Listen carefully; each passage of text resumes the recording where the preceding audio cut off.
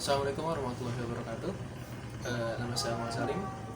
Saya berasal dari kelas D, Agroekoteknologi kelas D, Fakultas Pertanian, Universitas Brawijaya. Pada kesempatan kali ini, saya akan menjelaskan tentang transformasi para petani cabai di Kulon Progo, Daerah Istimewa Yogyakarta. Pada dasarnya dahulu, petani cabai di daerah Kulon Progo itu tertindas oleh adanya tengkulak, dan mereka tertindas selama 24 tahun dan berakhir dengan mereka melakukan perlawanan, dan akhirnya mereka dapat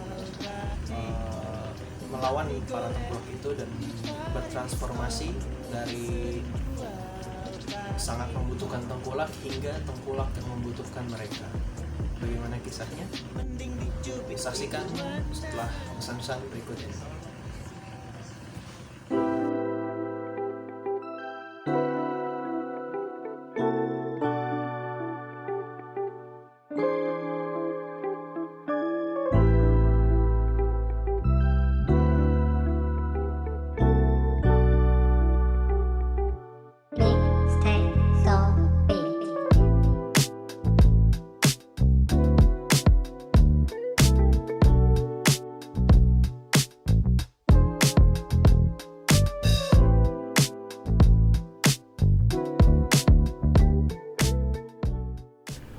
Pada kesempatan kali ini, saya akan membahas tentang transformasi penjualan petani cabai di Kabupaten Kulon Progo, Daerah Istimewa Yogyakarta.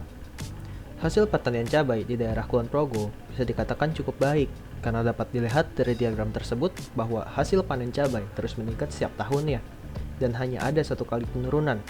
Dengan hasil panen tersebut, dahulu para petani sangat sulit untuk menjualnya, karena beberapa faktor, yaitu ketiadaan informasi pasar, tidak adanya ikatan kelompok, serta lemahnya jaringan di antara petani. Dengan keterbatasan tersebut, akhirnya para petani menjual hasil panen mereka kepada para tengkulak. Namun, harga yang diberikan para tengkulak bisa dibilang tidak masuk akal dan menindas para petani. Dan yang lebih memprihatinkannya lagi adalah hal tersebut terjadi selama 24 tahun, yaitu dari tahun 1980 hingga tahun 2004.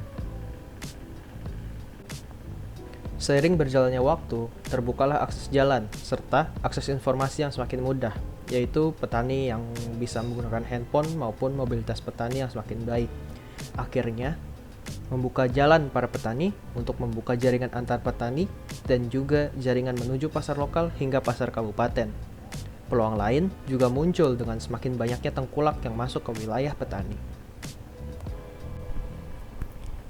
Transformasi pergeseran perlawanan petani di Kulon Progo sebenarnya bermula dari ketidaksengajaan petani, di mana pada tahun 2004, sejak semakin terbukanya jaringan informasi, petani yang memiliki kemampuan negosiasi harga yang bagus ditunjuk oleh petani lain untuk memasarkan hasil panennya. Secara tidak sadar, petani bergeser dari pemasaran individu ke pemasaran kelompok. Para tengkulak yang menginginkan membeli cabai dengan kuantitas yang banyak berdatangan ke rumah orang tersebut. Tengkulak yang berdatangan membuat mereka berinovasi dalam sistem pemasaran, yaitu menggunakan sistem lelang tertutup.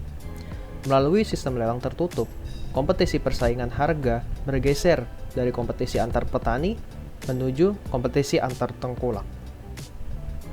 Dengan pergeseran menjadi kompetisi antar tengkulak, para petani akhirnya mendapatkan harga penjualan yang lebih masuk akal dan akhirnya berkembanglah menjadi lembaga pasar lelang hingga saat ini pasar lelang tersebut masih digunakan.